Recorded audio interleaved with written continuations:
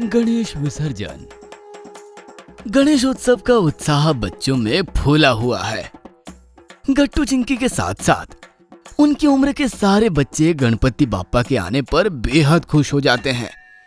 सभी बच्चे गणेश को देवता कम और अपना दोस्त ज्यादा मानते हैं। गट्टू चिंकी की तरह कई सारे बच्चे बप्पा से बातें भी करते हैं। गट्टू चिंकी स्कूल जाने से पहले और स्कूल आने के बाद सिर्फ और सिर्फ बप्पा के सामने बैठकर बातें करते हैं। गणपति बप्पा, आप जानते हो आज स्कूल में हमें टीचर ने मोदक दिए थे। मैंने आपके लिए भी मांग लिया। हम दोनों ने आपके लिए मोदक लाए हैं, लेकिन एक शर्त पर आपको ये मोदक मिलेगा। क्या चिंकी, तुमने तो मुझे किसी शर्त के बारे में बताया ही नहीं। हाँ गट्टू, तो सुनो, मेरी शर्त ये है कि मोदक मिलने पर आप हमें छोड़कर नहीं जाएंगे। मम्मी कह रही थी आज आपका आखिरी दिन है और कल आपका विसर्जन हो जाएगा। हाँ बप्पा, प्लीज आप मत जाइए ना। गट्टू चिंकी की बातें मम्मी सुन रही थी। उन्हें गट्टू चिंकी के बात पर हल्की सी हंसी भी आई। वह गट्टू चिंकी की तरफ आई। गट्टू चिंकी, बप्पा को शर्तों में मत बांधो बेटा, बप्पा नाराज हो जाएंगे वरना। बच्चों, गणेश जी तो हमेशा तुम्हारे साथ ही होते हैं। तभी पापा ऑफिस से घर लौटे। आते ही पापा ने कहा, गट्टू चिंकी, कल बप्पा का विसर्जन हो जाएगा, तो चलो आज हम शहर के सारे बड़े बड़े गणपति देखेंगे। जैसा कि हम सबको पता है, गणेश उत्सव काफी उत्साह के साथ मनाया जाता है और शहर में कई सारे गणेश मंडप भी है और अलग अलग प्रोग्राम भी है। तो आज हम चलते हैं, क्यों गट्टू चिंकी, चलना है ना? उसके बाद शाम को गट्टू चिंकी ने गणेश जी की आरती की। गट्टू चिंकी पापा मम्मी के साथ शहर के गणपति देखने निकल गए। कई सारे मंडप में गणपति की बड़ी बड़ी मूर्तियां गट्टू और चिंकी देख रहे थे। गट्टू चिंकी, ये देखो हमारे शहर की सबसे ऊंची और सबसे बड़ी मूर्ति। गट्टू चिंकी नजर ऊपर करके देखने लगे। वाकई मूर्ति काफी बड़ी थी। बाप रे, इतने बड़े गणपति बप्पा, कितने सुंदर लग रहे हैं सभी। इनका विसर्जन कैसे होता होगा? मम्मी पापा, क्या अगले साल यही मूर्ति की स्थापना की जाएगी? इतनी बड़ी मूर्ति का विसर्जन कैसे होगा? या यही मूर्ति वापस लगा दी जाएगी?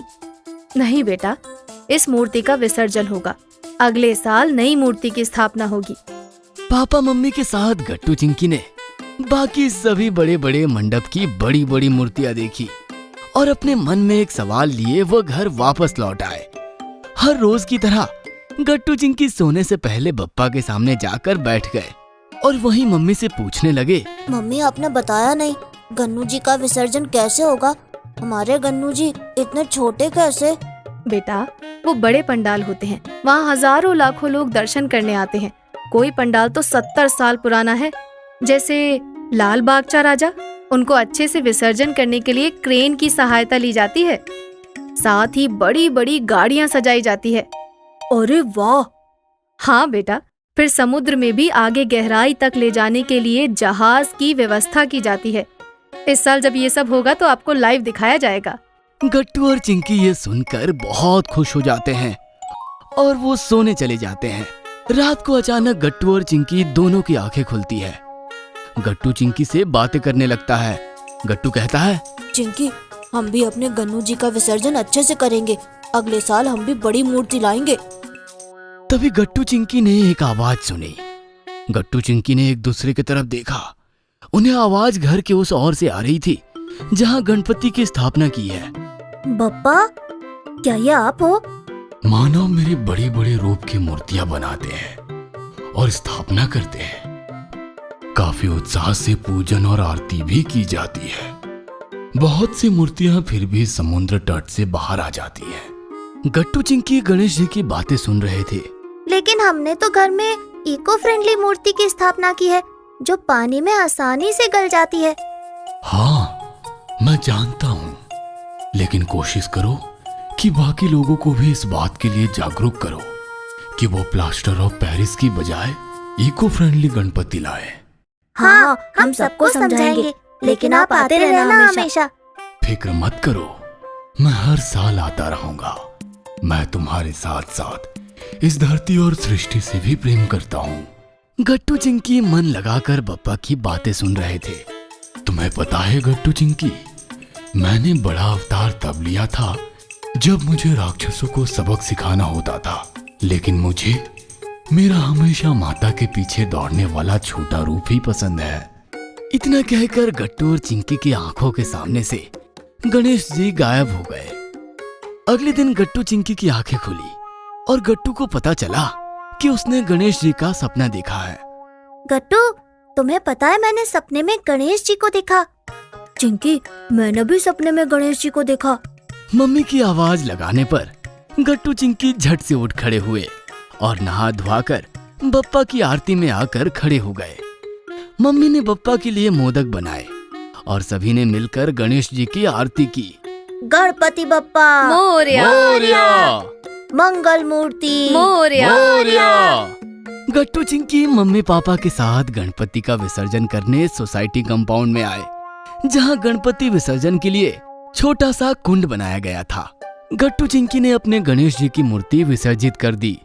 गणेश जी, अगले साल जल्दी आना और विसर्जन ना करना पड़े ऐसे ही आना। गणेश जी, आपकी मम्मी भी हमारी मम्मी की तरह स्ट्रिक्ट है, इसीलिए तो आप 11 दिन से एक दिन भी ज्यादा नहीं रुकते। मम्मी पापा गट्टू चिंकी की बातें सुन रहे थे।